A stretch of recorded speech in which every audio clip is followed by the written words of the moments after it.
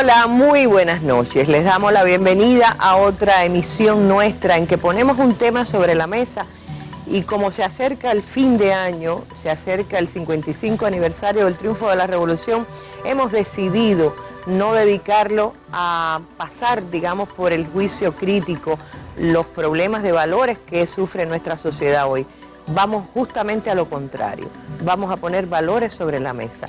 Les traemos personas que sintetizan en sus vidas y en sus actitudes ante la vida los valores que quiere estimular y desarrollar nuestra sociedad en todos sus ciudadanos. Por eso les invitamos a que nos acompañe. Recuerde que usted también es parte de esta mesa redonda en que ponemos siempre un tema de interés sobre la mesa. Acompáñenos.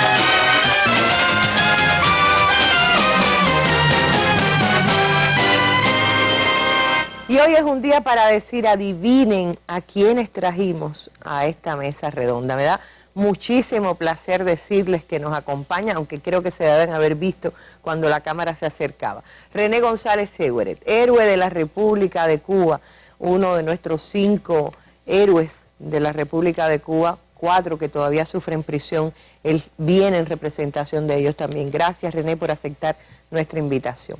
Está con nosotros una heroína del deporte, una gloria del deporte cubano. Es una mujer que vuela como el viento, Yunidis Castillo, campeona olímpica, paralímpica de atletismo, tiene, y digamos, de las mejores atletas del país el año 2012 y el año 2013. Gracias, felicidades también. Nos acompaña además la doctora Ariana Barberá. Ustedes habrán oído hablar de esta muchacha tan joven que ya es premio L'Oreal de la UNESCO. Ella trabaja en el Centro de Ingeniería Genética y Biotecnología buscando cura a enfermedades que hoy no la tienen. Gracias y felicidades también. Y nos acompaña un hombre gracias al cual, y después les voy a explicar el misterio, puede decirse que comemos pan todos los días. Estoy hablando de Lázaro Beltrán Álvarez, héroe de la República de Cuba por la CTC, como trabajador, héroe del trabajo. Gracias por venir y felicidades también. Y yo creo que podemos comenzar por algo.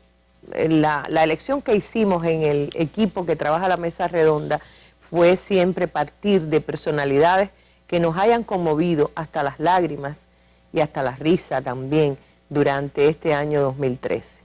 Es el caso de Yunidis Castillo, cuando se convirtió en triple campeona de los Juegos Paralímpicos. Les propongo recordar un material que recientemente transmitiera nuestra televisión, un documental hecho en la televisión cubana también. Aurelio Prieto Alemán nos enseñó un pedacito del alma de esta mujer. Queremos comenzar con ello.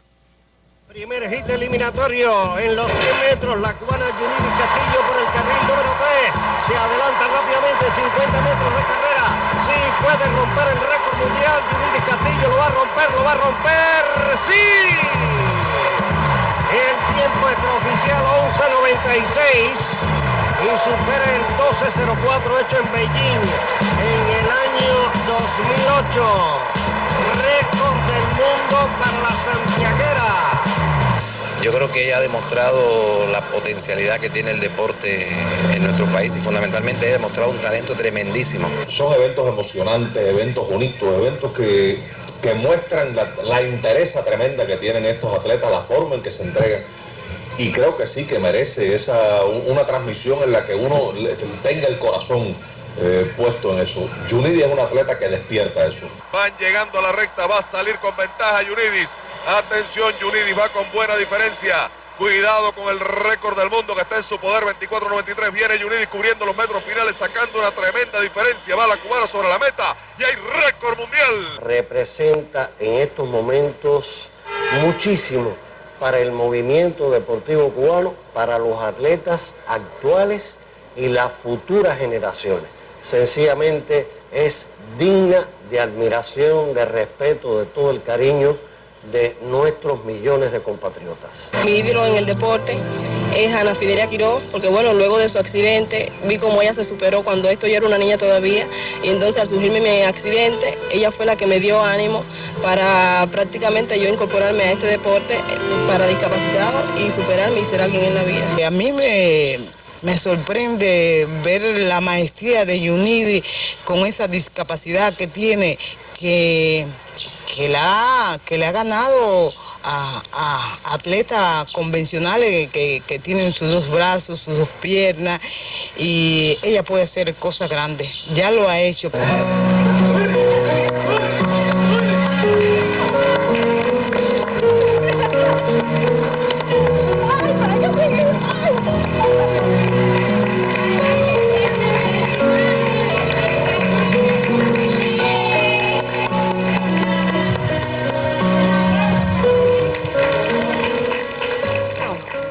Nadie tiene los ojos mojados, yo sí.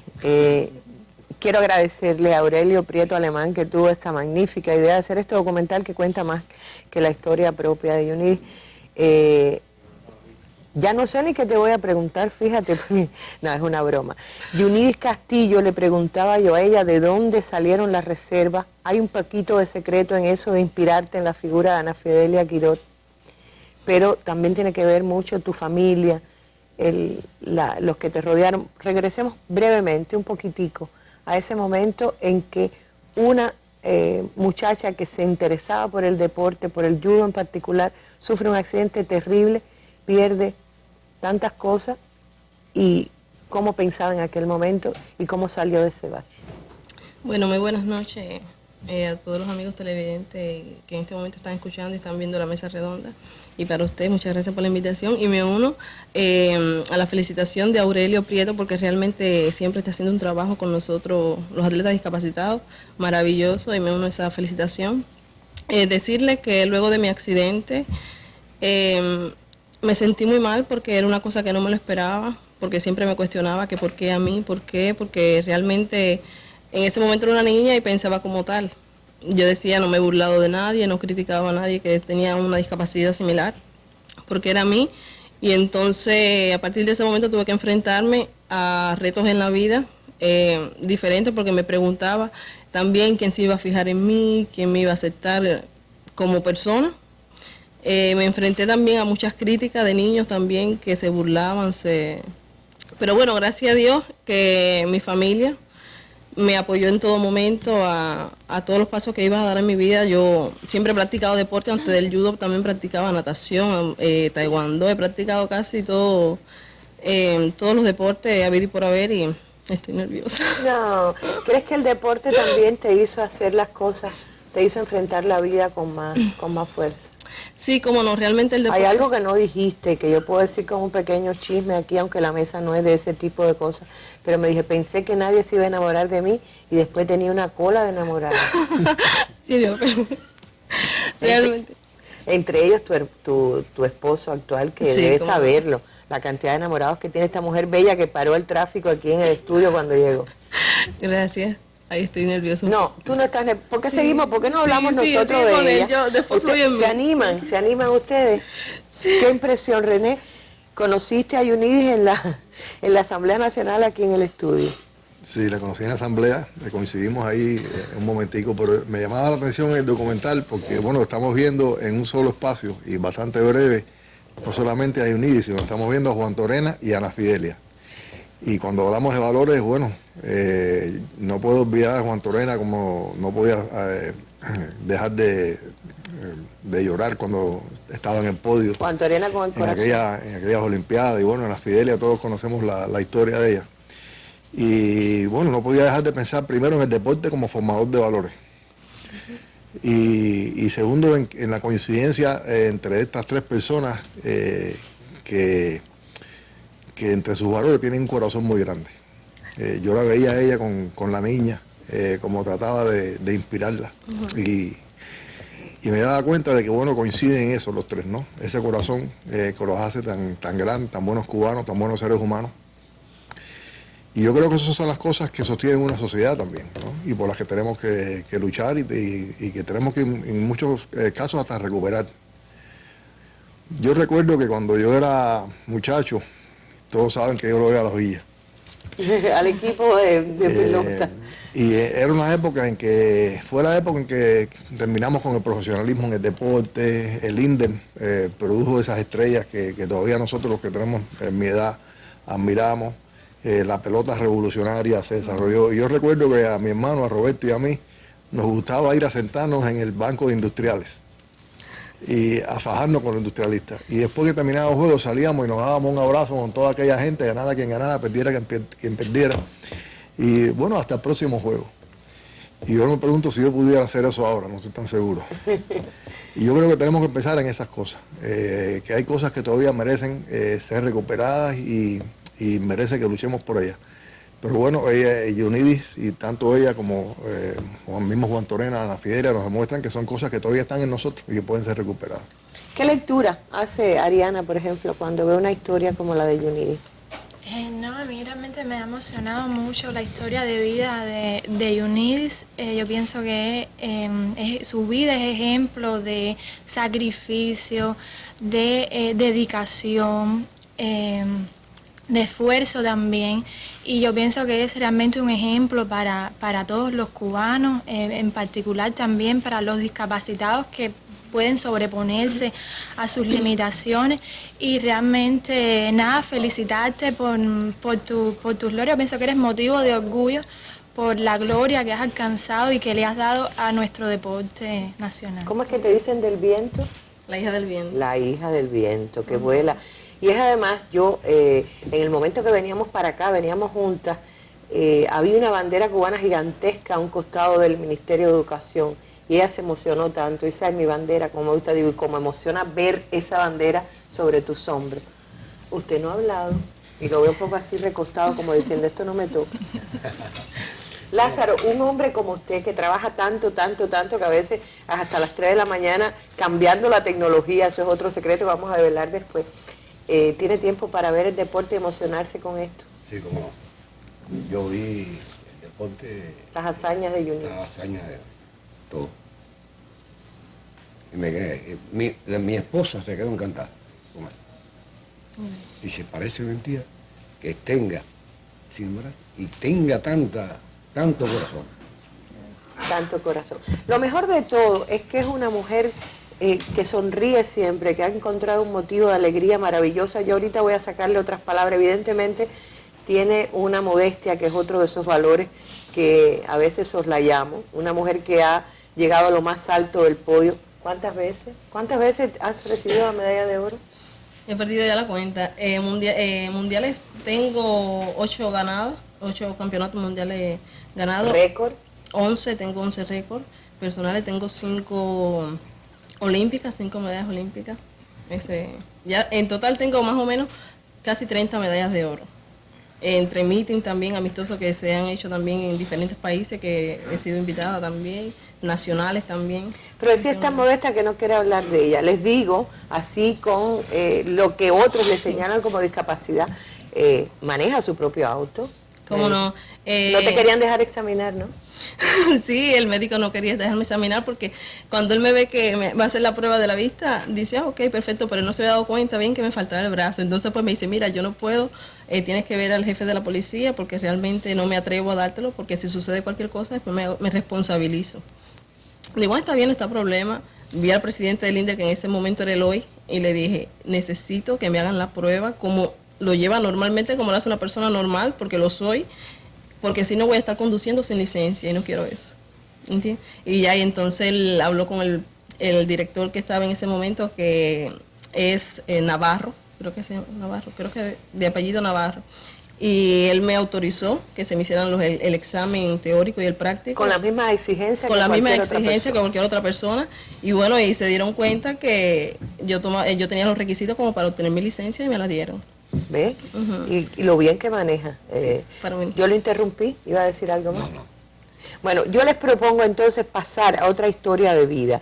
Esta nos la trae Karen Brito, indispensable colaboradora de este espacio y una de sus conductoras.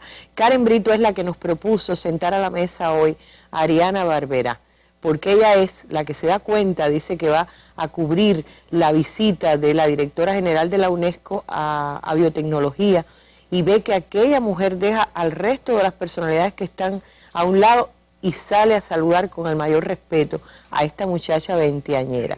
Vamos a ver por qué en el reportaje de Karen Brito. En uno de los laboratorios del Centro de Ingeniería Genética y Biotecnología nos recibió esta joven científica. La modestia le dificulta contar su historia, pero insistimos. Ariana Barberá ha sido galardonada con el premio L'Oréal UNESCO 2013 gracias a una investigación para el tratamiento de la artritis reumatoide. Nuestro proyecto ha definido un candidato terapéutico para el tratamiento de la artritis reumatoide. Entonces, el objetivo fundamental de este proyecto es profundizar en los mecanismos moleculares que induce este candidato terapéutico en células de pacientes con artritis reumatoide, con la enfermedad de Crohn y diabetes mellitus tipo 1, porque es de nuestro interés lograr extender este concepto terapéutico a estas otras enfermedades autoinmunes. Cada año, la UNESCO y la Fundación L'Oréal reconocen a 15 jóvenes científicas de todo el mundo cuyos proyectos investigativos impacten en la salud humana o el medio ambiente, con el propósito de financiarles sus investigaciones. Este resultado se debe al esfuerzo de muchos años de trabajo de nuestro colectivo, un proyecto concebido y que es liderado por la doctora en ciencia María del Carmen Domínguez. Es muy importante resaltar la contribución que han tenido los reumatólogos e inmunólogos del Instituto Nacional de Reumatología en la selección y caracterización de los pacientes para esta investigación.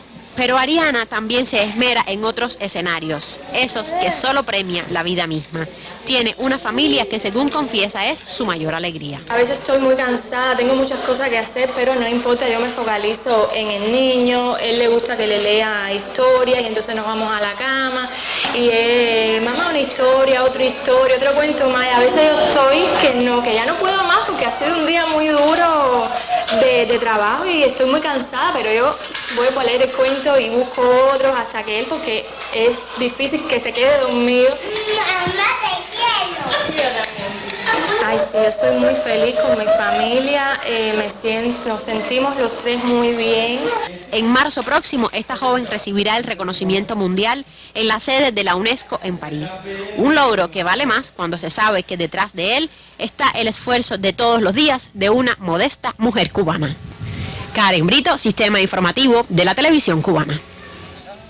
Llegó marzo de 2013, recibiste el premio, estuviste en París, te alejaste un poquito de la familia por unos meses, pero ¿de dónde viene? Es decir, una de las cosas que sobresale en este reportaje es que tú tratas siempre de focalizar el mérito en otras personas, es decir, el hecho de que hayas recibido un premio tan importante, que la directora general de la UNESCO se haya apartado para saludarte, etcétera, no te ha hecho envanecerte para nada. ¿Es típico del mundo científico o no? ¿O es algo que aprendiste en otro lugar? La modestia, ver el mérito en otros, en los que te... No, es que realmente, este trabajo que recibe este reconocimiento se debe al esfuerzo de muchos años de trabajo de nuestros compañeros. Somos un proyecto de investigación que ya lleva más de 10 años de trabajo, ¿no? Y entonces, bueno, es justo realmente reconocer en este marco la contribución de todos estos compañeros. Y yo tratando de provocarla, digo, entonces tú estás encontrando cura para ese mal tan terrible que es la de la artrosis reumatoidea. Me decía, por favor no diga eso, vamos a aclarar por qué. Cuando se habla de un nuevo medicamento, de la búsqueda de una cura, la gente se hace ilusión. Hay tanta gente que sufre porque es una enfermedad muy dolorosa. Sí, es una También enfermedad, el mal de Crohn, ¿no? De Crohn, sí. Crohn. En el caso de la artritis reumatoide es una enfermedad que ocasiona la inflamación crónica de las articulaciones periféricas, que no tiene cura en la actualidad ni medicamentos eficaces para el tratamiento de la misma, y por eso muchos grupos de investigación centran sus esfuerzos en esta temática. Ahí te estoy viendo ahora un grupo de imágenes tuyas, estás en París. Digo, que esa investigación no se puede decir todavía que pueda dar resultado en breve. Ustedes no pueden hablar de plazos. No, o sea, esto forma parte de una investigación básica donde ya hemos vencido una serie de, digamos, etapas de la investigación, en este caso preclínicas. Sin embargo, realmente no podemos decir que vamos a disponer de un fármaco para el tratamiento de esta enfermedad en un futuro inmediato, porque realmente es largo el recorrido que deben tener un fármaco para que sea aprobado para su uso en humanos. Este premio justamente tendría una parte financiera que apoya que tú puedas continuar investigación. Así mismo. ¿Por qué L'Oreal? ¿Por qué a la mujer? ¿Qué hay detrás de este premio? Bueno, como decíamos, esto forma parte de un programa internacional de la UNESCO, pero que apoya financieramente la compañía L'Oreal de cosméticos para fortalecer el trabajo de la mujer en la ciencia. Y es que se conoce, hay estudios, estadísticas que reflejan la poca representación o la menor representación de las mujeres en ciencia con respecto a los hombres. Igual ocurre con el porcentaje de mujeres que ocupan cargos de dirección, ya sea en las universidades, en los centros de investigación o como líderes de grupo. Pero que no es el caso de Cuba. No, en nuestro país... Cuando hablabas ahí en la UNESCO, ¿estabas hablando de eso? Sí, digo, ponías el caso de Cuba. En nuestro país esta no es la realidad que se vive debido a todos los programas educativos que tuvo la revolución tras su triunfo, que expandió, digamos, la posibilidad de estudiar y de superarse tanto a los hombres como a las mujeres, pero además porque siempre apostó por un futuro de hombres de ciencia, realmente por la necesidad que había de desarrollar la ciencia y la tecnología en beneficio de nuestra sociedad. Pues en nuestro país hoy podemos ver cómo, por ejemplo, según estadísticas recientes, que cerca del 54% de las personas que trabajan en ciencia son mujeres. Y en nuestro centro en particular, por ejemplo, en la Subdirección de Investigaciones Biomédicas, de un total de 189 trabajadores, 120 somos mujeres, o sea que se ve una amplia representación de la mujer en la ciencia. Y no es muy difícil sostener esa familia, ese amor con investigaciones que seguramente demandarán mucho tiempo de ti. Sí, yo pienso que ¿Cómo lo haces? Sí, eso es un estereotipo social que existe, una percepción que se habla mucho de que las mujeres en ciencia no pueden llevar a la par o no pueden atender con igual esmero a su familia, y yo pienso que no. Tengo muchos ejemplos al alcance que realmente demuestran lo contrario. O sea, yo pienso que es algo que hay que equilibrar, que hay que lograr un balance para lograr realmente realizar exitosamente un trabajo sin descuidar a la familia, sin descuidar a los hijos. Bueno, pues yo creo que sí. Hemos conocido un poquito más de esta mujer y ya sabemos, a veces uno se hace la idea de que las científicas llevan tantas horas de investigación que no podrían hacerlo. Miren qué hermosa familia ha construido Ariana. Y yo pregunto, ¿la familia de donde procedes tiene también? Sí, mis padres también. ¿Eran científicos? Son universitarios, graduados de farmacia de la Universidad de La Habana, y ambos también son científicos, ¿no? Mi madre ya está jubilada, pero bueno, mi papá sí sigue activo en el sector de la ciencia. No, y como a veces se dice, los padres consagrados que llevan mucho tiempo en el trabajo, dejan tanto tiempo solo a los niños que después los niños dicen, esa es la única profesión que no quiero, pero no fue el caso, tú fuiste detrás de Yo desde pequeña siempre me interesé mucho por la ciencia, por el tema de la ciencia, siempre me gustó estudiar y participar en concursos, sobre todo relacionados con estas temáticas, con la química, con la biología. Realmente siempre fue un deseo en mí estudiar la carrera que finalmente estudié, que fue bioquímica, y realmente me enorgullece mucho haber estudiado esa carrera. Y nosotros esperanzadísimos que la próxima noticia en relación con Ariana sea descubrió, no ella, su equipo, su colectivo, una cura para enfermedades tan terribles como esas que hoy investigan. Y ahora vamos a descifrar un poquito algunos de los misterios que les adelantaba en relación con Lázaro. ¿Por qué yo digo que le debemos el pan que comemos cada día? Pero vamos a ver antes cómo lo buscó, cómo lo vio, cómo lo enfocó Mundo Latino en su espacio, su serie de trabajos sobre lo que se ha llamado Cubanos en Primer Plano. ¿Por qué este hombre ganó el derecho a ser uno de esos cubanos en primer plano?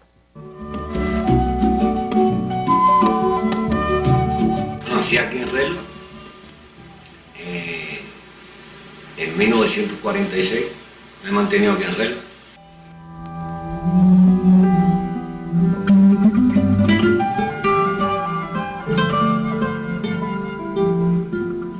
Ahí empecé mi oficio de tornero, a relacionarme con la tornería. Tengo hasta el momento 300 y pico de innovaciones. Con mi trabajo recibí algunos méritos con mi cooperación.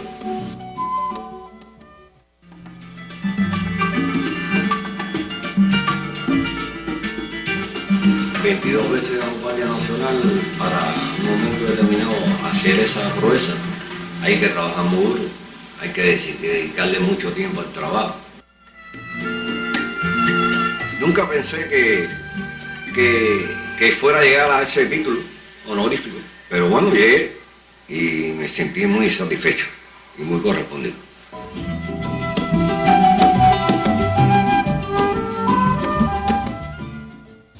Lázaro, vamos a comenzar la historia. Me decía Lázaro hoy cuando nos preparábamos para la mesa que empezó a trabajar con 13 añitos. 13. ¿Por qué? Porque no quise estudiar más. Y entonces... ¿Ya había triunfado la revolución? Esa fue una de las suertes mías, que triunfó la revolución. Y entonces mi padre me dijo, no, si no vas a estudiar más, tienes que incorporarte al trabajo. Y me incorporé al trabajo a aprender con él. Entonces me autorizaron el secretario general del sindicato. Ahí en los Molinos de Regla, donde... No, en un taller particular, porque cuando aquellos eran talleres particulares, lo que había.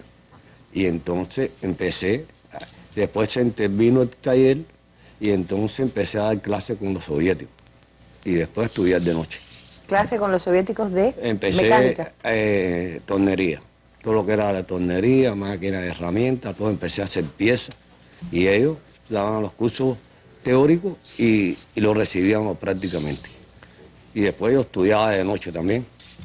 ¿Terminaba de trabajar intensamente? A las 5 de la tarde salía y iba a estudiar. ¿Era todavía un adolescente? Era un adolescente, tenía 14 años. ¿Verdad? Cuéntenos un poquito de eso. Digamos que empezó a trabajar por obligación, porque los padres de esa época no era que sostenían a los muchachos que no querían estudiar. Si no estudia, trabaja. Había que trabajar. ¿Verdad? Tenía que trabajar. Y entonces, ¿pero el trabajo fue tan duro como le parecieron los estudios o le gustó enseguida? No, me gustó.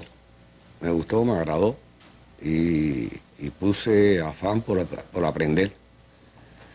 Fíjate si puse afán por aprender que fui para el ejército y después que salí del ejército fui para los molinos. Los Molinos de Regla. En los Molinos de Regla. Y entré de tornero. Y a poco tiempo me hice jefe de brigada. Y a poco tiempo me hice jefe de mantenimiento. Dirigía las dos actividades. Ahora, qué cosa tan paradójica.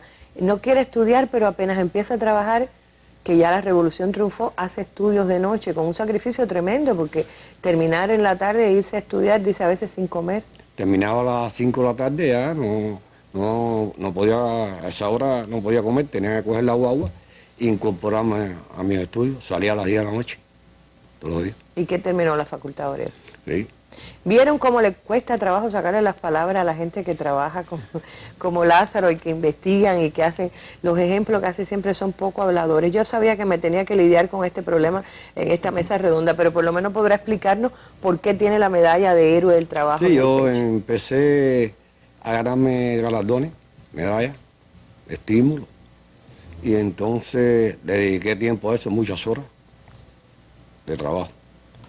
Daba muchas horas voluntarias. Trabajaba día y noche. Entonces se dividió la empresa, que era una sola, y yo pasé para Tuciolín y se quedó José Antonio Echevarría. Ahí empecé a laborar y entonces se hizo una inversión de un molino, de la Viola. Y ahí me designaron para ir a Suiza. ¿A Suiza? Sí. ¿Por qué? Yo estuve en Suiza para dar clases de entrenamiento de esos molinos modernos que iban de la inversión, que iban a producir en en Tusión Lima. Y estuve allí y después pasé para Francia. Y estudié en Francia. Entonces cuando llegué ahí a Los Molinos, empecé a darle mis conocimientos a los trabajadores de mantenimiento ahí. Usted educó a otros aquí. Yo eduqué a otros. Claro, se convirtió en educador. No, educador. Pero todavía no hemos llegado al por qué tiene la medalla de Bueno, héroe. ahora se lo voy a decir. Esta medalla me la gané por todas las innovaciones que he hecho en todos los años de trabajo. Yo tengo alrededor de 500 innovaciones. Innovaciones que han impedido que se paren, los molinos. Que se paren la fábrica. He roto el bloqueo. Usted ha roto el bloqueo. Yo he roto el bloqueo. Hay una cosa simpaticísima, mientras nos reuníamos por primera vez, me dice, yo cambié la tecnología de un molino.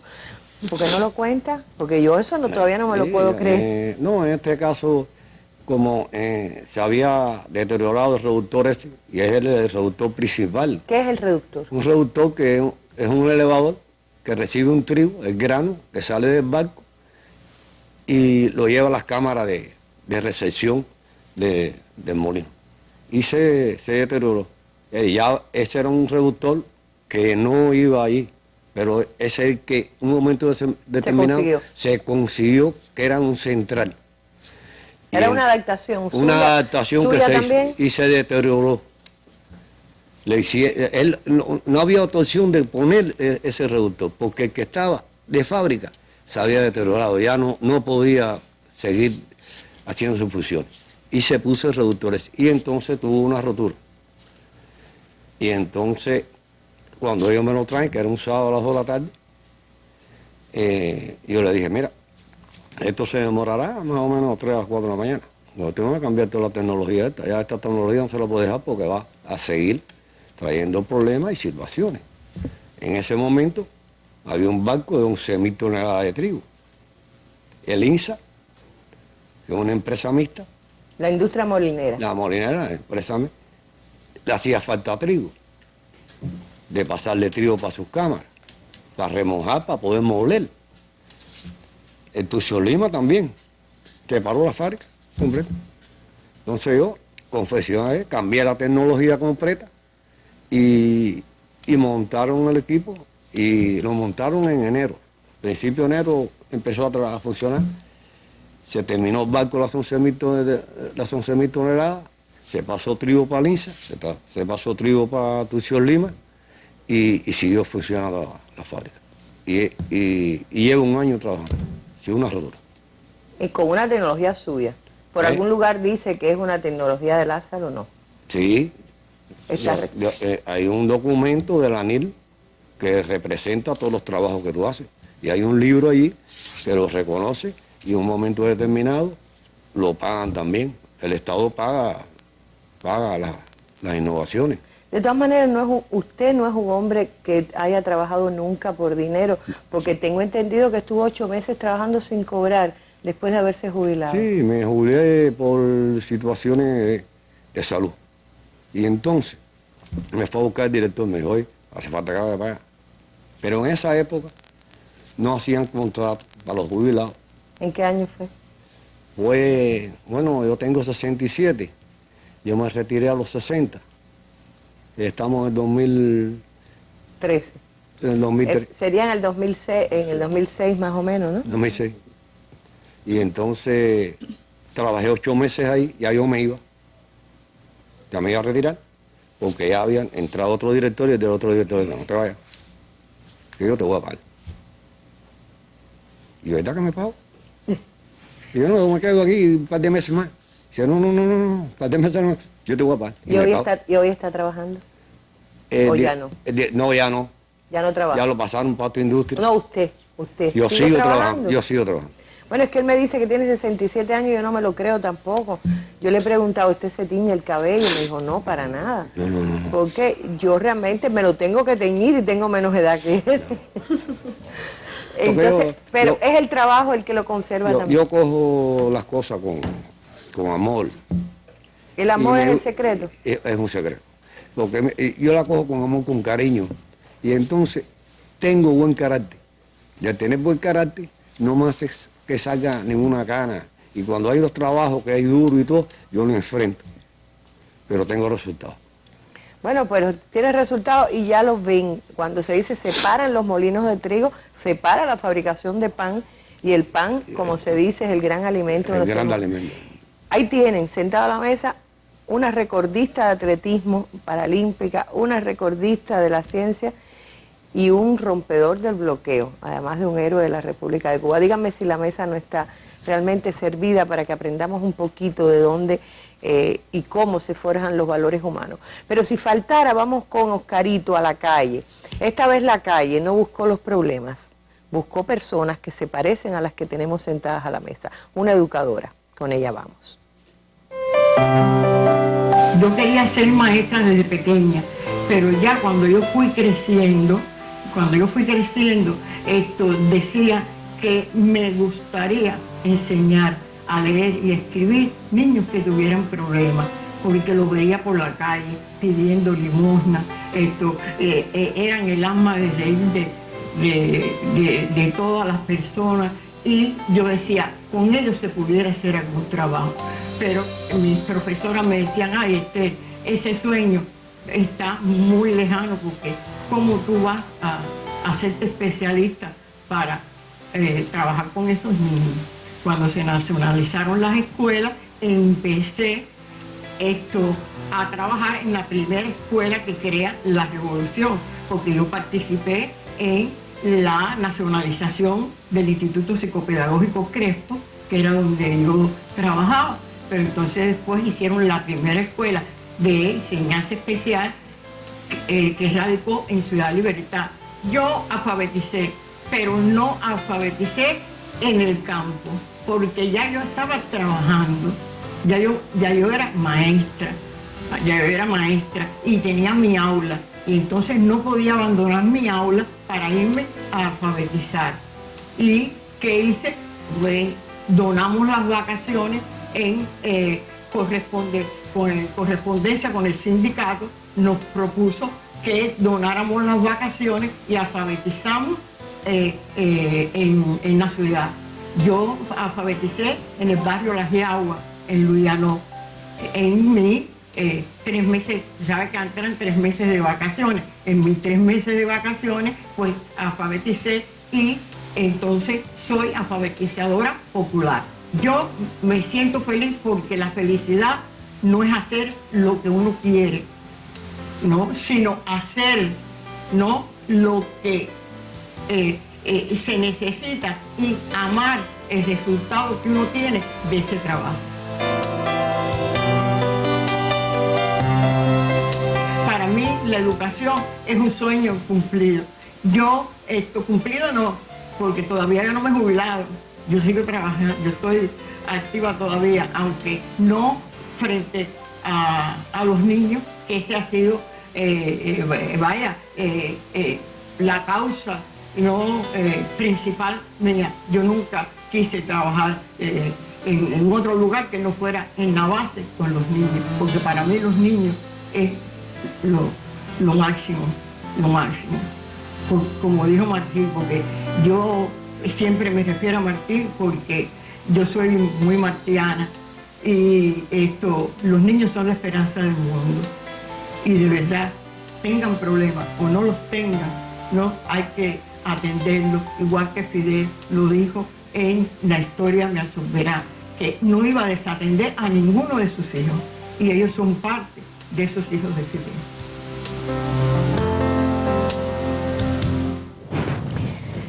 Y bueno, entre las cosas tremendas de este año, del año pasado, octubre del año pasado, recuerdo cómo estaba la familia de René González esperando la salida por fin de la prisión. De aquellos momentos vamos a recordar que nos pusieron el alma en vilo a todos los cubanos y las cubanas acá de este lado, y después saber con tremenda decepción que no venía enseguida, que tenía que esperar meses, que lo harían sufrir un poquito más. Vamos a recordar aquellos días del regreso del héroe, de la salida de la prisión, pero no exactamente del regreso a casa.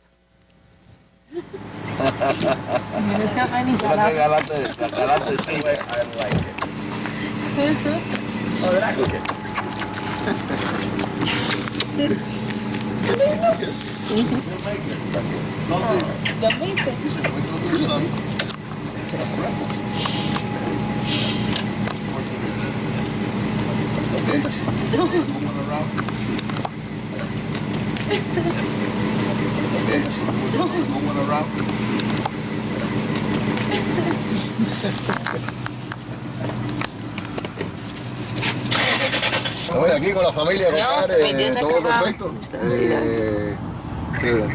Pero qué firme. Gracias. Ahora hay que seguir luchando, figúrate tú. No, darle un abrazo a los compañeros. Pero tú tiras fotos también. Estoy entero y listo para seguir luchando hasta que me muera. Ahora cuando hable con mami. No se puede parar. Sí, eso es lo que esta gente. Así que para adelante, hermano. Tu mango quiere hablar contigo. Espérate. Mi amor, un besote. Oye, ¿cómo tú andas? ¿Te despertamos? ¿Estás molesta porque te desperté? ¿Estás poniendo ahí la...? Cabalgando sobre una palma escrita y a la distancia de 100 años resucita.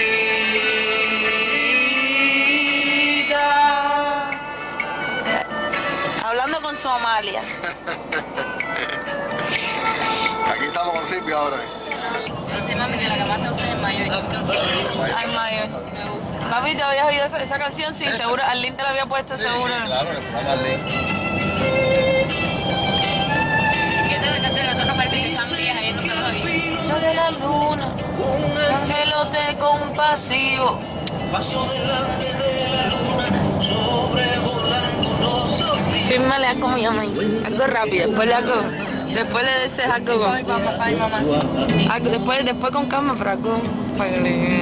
Para que te... Estoy con nuestras dos hijas, que no solo me las diste, sino por la entregaste ahora que a una mujercita, más linda las dos. Te lo agradezco mucho, te quiero, te adoro. Y nos vamos a ver pronto. Un bello arcángel aletea junto a un gran pájaro de hierro. Procura que un hombre lo vea para ahuyentar 100.000 destierros. Pero el arcángel se sofoca y un ala azul se le lastima. Y el ave negra abre la boca. Después rodea un rascacielos, parque central lleno de... Toda época fue pieza de un rompecabezas. Momentos inolvidables. Olguita me aclaraba que no fue en el 2012, me parece que eso fue el año pasado. Es decir, claro que si tuvimos un año y pico peleando porque te devolvieran a casa y tuviste que renunciar a lo que te tocaba por derecho de nacimiento, ciudadano norteamericano. Hay que recordar eso. Sí, año y medio. Hay que recordar aquel momento. René, yo te invité, te escogí también, o te escogimos en este equipo, pensando en el hombre que llega después de casi 15 años, 13, pero realmente casi 15 que demoraste en volver a casa, y te encuentras un país cambiado, necesariamente cambiado, en pleno proceso de transformación, tratando, me imagino yo, de entender a qué país llega o cómo ha sido. Un país que también se debate en ser mejor y se critica y se ejercita todo eso. Nosotros estamos hablando de estos valores porque la gente está preocupada por la posible crisis de valores en nuestra sociedad. ¿Cómo la ves, René González? Yo me atrevería a mirarla a través de Lázaro y de Ariadne y de la deportista que tenemos aquí. Porque bueno, cuando los oía a ellos me daba cuenta que los valores, o razonaba, ¿no? Que los valores no tienen ni edad, ni tienen nivel educacional. Y oyéndolo a él, pensaba en los valores que me impartieron mis padres, por ejemplo. Y bueno, no podía dejar de pensar que en el caso de, sobre todo de mi padre, que fue un obrero igual que él, de adolescente, yo diría que muchos de sus valores los recibió de la ética de trabajo. Y no podemos olvidar la ética de trabajo como fuente de valores. Y cuando veía a Lázaro pensaba en eso, de que el trabajo no podemos relegar, no podemos relegar a la persona que produce, porque ahí se producen también valores, no solamente se producen bienes materiales, sino que el hombre que trabaja, que produce con sus manos, la fábrica, el trabajador producen valores. Y esos valores son parte de lo que tenemos que rescatar en nuestra sociedad. De ahí la importancia, en mi opinión, de rescatar el valor del trabajo como tal y de valorar el trabajo, que bueno, es un debate también que nuestra sociedad está envuelta en él. Hoy se hablaba inclusive en la asamblea, ¿no?, del asunto del salario, de la remuneración en relación con lo que la persona aporte. Todo eso es fuente de valores y es parte de lo que tenemos que rescatar. Pero también mirando a las jóvenes pensaba en que eso es muy recurrente por parte del enemigo, negar al hombre nuevo. Ellos necesitan que nosotros no tengamos valores. Ellos necesitan que el hombre nuevo desaparezca. Ellos necesitan que el ejemplo de Che desaparezca. Y cuando las oía a ellas dos, me daba cuenta que el hombre nuevo está entre nosotros. El hombre y la mujer nuevo, yo creo que ya es tiempo de que digamos. Es el hombre como ser humano, claro. Sí.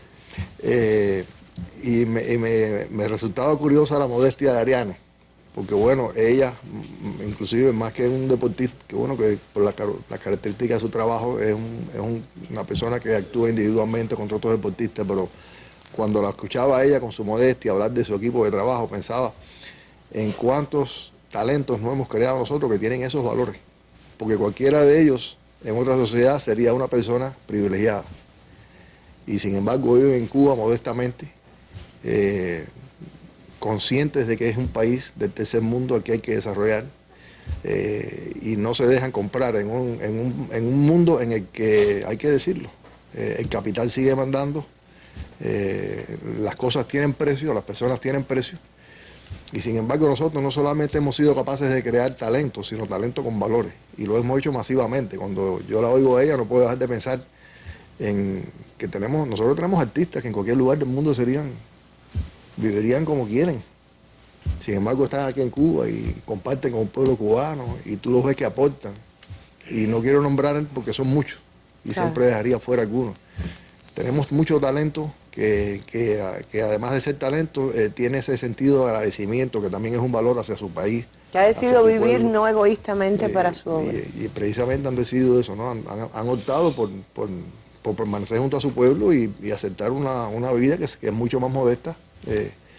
Yo creo que es importante, yo creo que esta juventud nos permite también confiar en que podemos recuperar esos valores, en la medida en que seamos capaces de recuperar la sociedad que queremos, de construir la sociedad que queremos. Porque bueno, la sociedad que seamos capaces de construir va a ser la fuente de esos valores. Y yo creo que sí, yo encuentro un país en esa lucha, y yo se lo digo muchas veces a los jóvenes me preguntan mucho eso. Y yo lo primero que les digo es, con todos los problemas que hemos tenido, y sin ser chabonista, la mejor juventud que hay es la cubana. O sea, no hay juventud más consciente políticamente, más solidaria, más capaz de simpatizar con el sufrimiento ajeno que la de Cuba.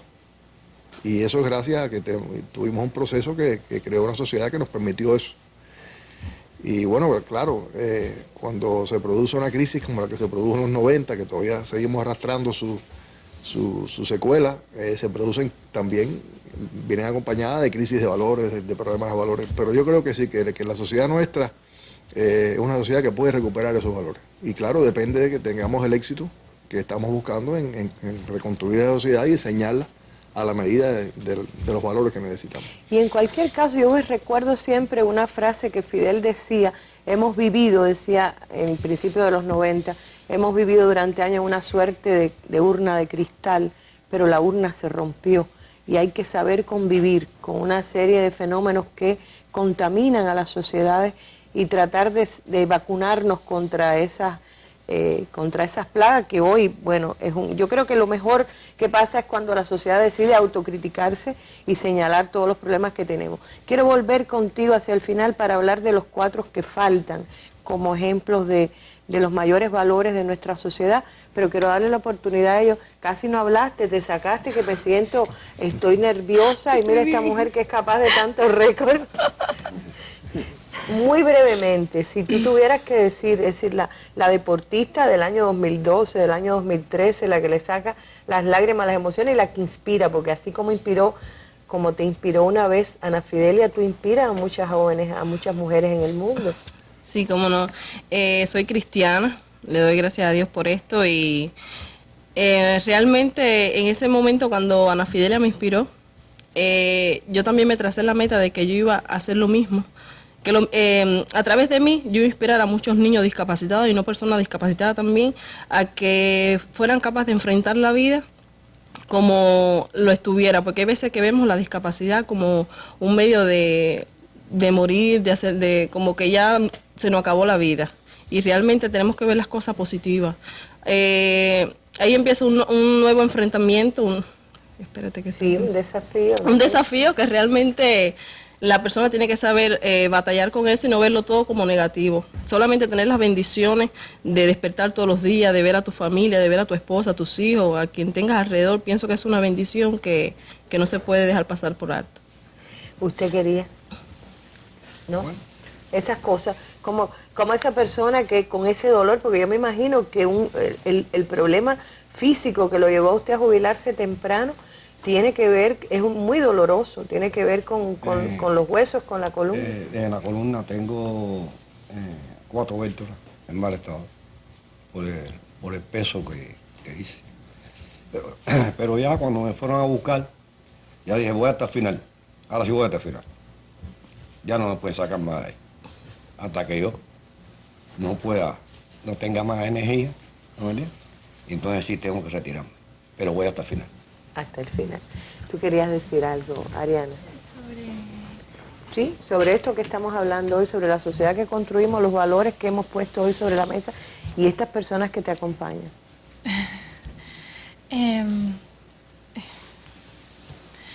Bueno, no sé, pudiera decir, por ejemplo, los valores que deben estar asociados a las personas que trabajamos en ciencia, que yo pienso que tienen que tener valores éticos importantes, precisamente por la labor que realizan en beneficio de la sociedad.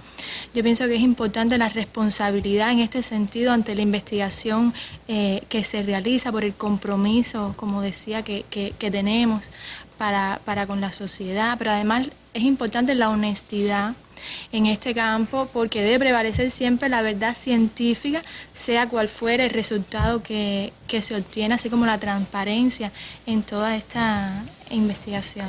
Bueno, menos de un minuto, René, para hablar, quizás sintetizar lo que destacarías tú de esos 4 que faltan hoy aquí en Cuba, y seguramente hubieran estado en nuestra mesa de este fin de año si hubiéramos logrado con eso uno de esos valores que tiene esta sociedad, que es el de la solidaridad y el de temblar por la justicia, ¿no?